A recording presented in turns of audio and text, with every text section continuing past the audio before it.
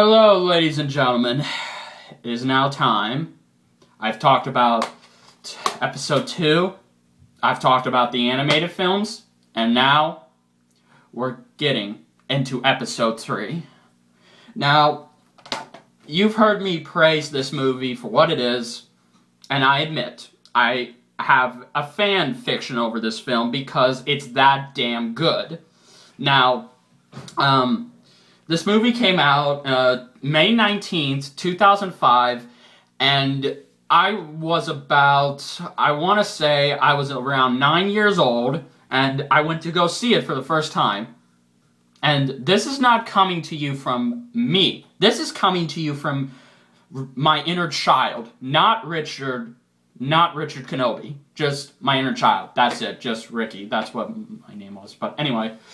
Alright, so where do we begin? So episode 3 picks up right where the animated film left off. And we see that, Obi-Wan and Anakin are fighting all throughout Coruscant in their Jedi starfighters, trying to get to General Grievous' ship to rescue the Chancellor. Now, they get in a little dogfight, lose a couple of clones. Anakin saves Obi-Wan from the buzz droids, and they make it in, and, there are some difficulties getting in, and it's here that we are now continuing their relationship, but now they're just good pals and they're brothers. In the second movie, and in the animated films, they were, like father and son, kind of. They were still getting to know each other, but now it's completely done. They're pals, and they're like brothers. So they have that good relationship, they get trapped in an elevator. R2 saves them, like he always does, and he's end up being a badass. So it's here that we finally get cut straight to it. Like, right off the bat, we have our first lightsaber duel, which isn't as good, but there are a lot of them. We see round 2, Anakin and Obi-Wan take on Count Dooku in front of the Chancellor with his 2 battle droids. And, it's here that, this is the main thing, because Anakin is now trying to prove himself to be a Jedi Master. He's a Jedi Knight, but, and he said, when he has to kill him, he says it's not the Jedi way. But, they end up, the ship goes down, and then they're able to walk on the elevator, which makes sense. And then after that, they get caught by Grievous's ray shield, and they're brought straight to him. And now, there's a lot of stuff going on, and they escape, and Grievous escapes, so they're able to fly the ship back to Coruscant, but some of it breaks up, and it's just beautiful. This movie, the effects still hold up to this very day, no matter how much Lucas tried to change it. So yes, so after that, Anakin, goes to the politicians, and he sees his wife, Padme, who is now pregnant, and, I'll get to if it's a girl or boy or not. For those of you who don't know, I'll get to that in near the end. So yes, now we see Grievous go back on this planet, on Yavin, I believe it's called, and if I mess that up, let me know. So he goes there, and he talks to Lord Sidious, who tells him the end of the war is near, General. And now, the Emperor has a new plan to get a new apprentice.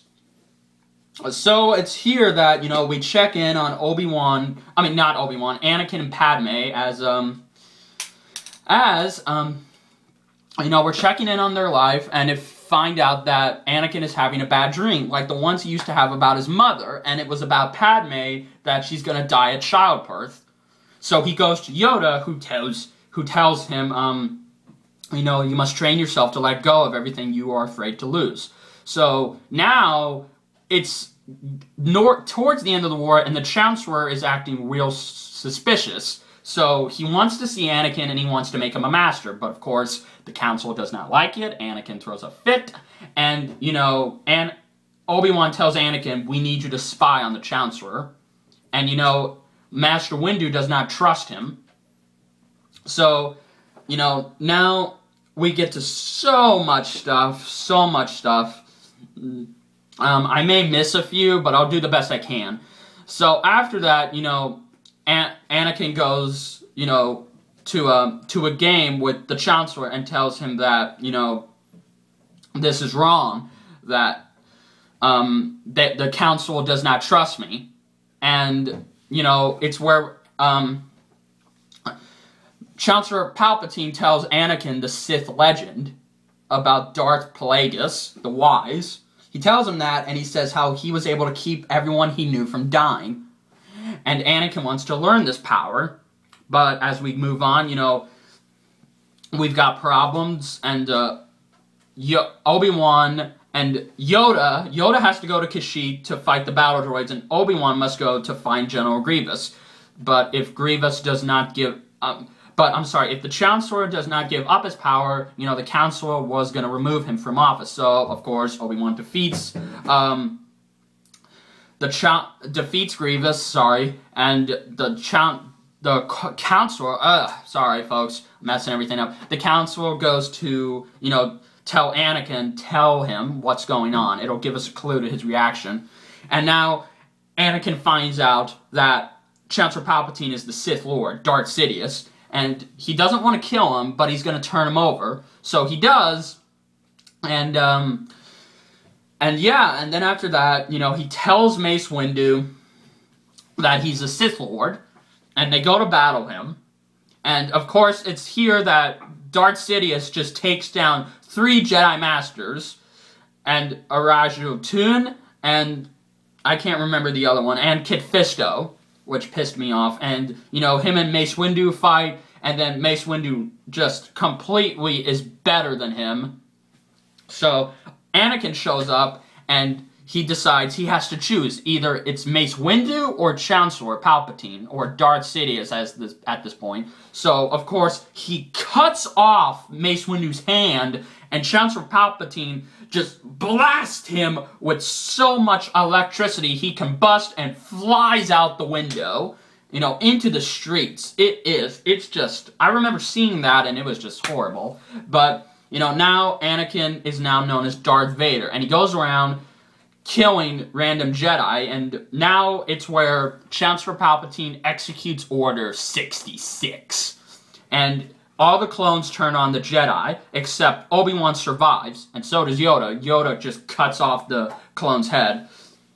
So, you know, Yoda and Senator Organa and Master Kenobi regroup, and they think of a way to get back in to the Jedi Temple to find out what's going on. So, Palpatine is having a big gathering for all the Senates, and that, you know, he's trying to convince them that the Republic has fallen to pieces and that the Jedi have turned on us, which is good. So he manipulates them all to think that. So we see Obi-Wan and Yoda cut down a lot of stormtroopers, and they find out who did it, and it was Anakin. So Anakin goes to Mustafar to dispatch of the rest of the Separatists. So, yeah, so now he kills them all, and he just waits there in Mustafar. So Obi-Wan has to go find Padme, and she won't tell him where he is. But he finds out that, you know, Anakin is the father of Padme's child. So Padme decides to go to Mustafar to find him and make him end it, and Obi-Wan, of course, tags along. So it's here that we get to the climax, the big one. We see that Anakin and Padme's trying to convince him to please stop this, and he does not listen. He's just gone mad. You know, he won't listen. So he sees Obi-Wan, and he just force chokes her and kills her, which is just horrible. So now it's where we get to Obi-Wan and Anakin's fight scene, which is far awesome. I still remember it as a good one. So then we also see that the Chancellor is, well, okay, Darth Sidious and Yoda fight, and Yoda says he's got to stop him, but Yoda does not get the job done, so he has to go into exile on the famous planet we all know, Dagobah. So yes, now we cut back to Anakin and Obi-Wan, and they are just both evenly matched. You know, Anakin is trying to break through Obi-Wan's defense, but it just does not work. So, just a second. Got it. There we go. So now, you know, it's just like, oh my goodness, this is an intense match. So finally, you know, everything, the entire building of Mustafar is coming down, and they fight on these little revolving.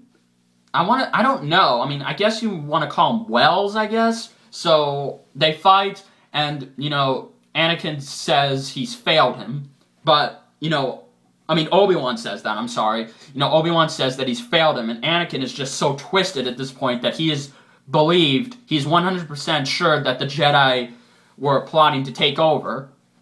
So, pretty much, it's here that, you know, Obi-Wan says, you know, it's over, Anakin, I have the high ground. And Anakin attempts to make this weird somersault flip, and Obi-Wan just completely cuts his half body, you know, he cuts off his arm and his legs. So it's here that, you know, we get the awesome, you know, brother speech by Obi-Wan that I'll never forget seeing in the theaters when I was a kid.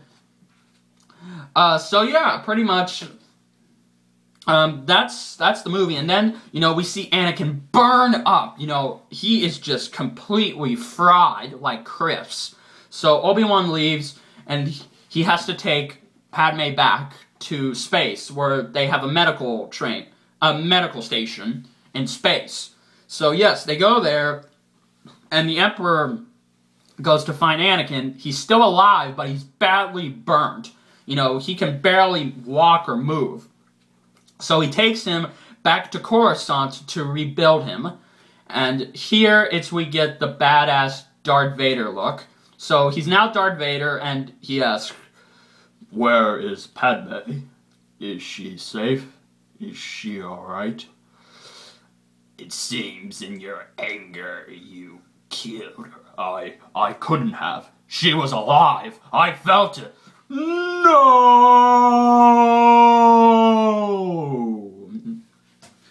So, after that, we cut back to Padme, who is now pregnant. And now the childs are coming out. And it's here that we learn that it's twins, Leia and Luke. So she dies, and now Yoda is discussing who will look after the children. So Senator Organa takes Leia to his home planet to raise her as her father, and Obi-Wan takes Luke to Tatooine to Anakin's stepbrother, Owen. So he remains there in exile to watch over them. So now, it's here that we find out that Qui-Gon has come back from the Netherrealm. You know, now he's a Force spirit, and Yoda teaches Obi-Wan how to communicate with him.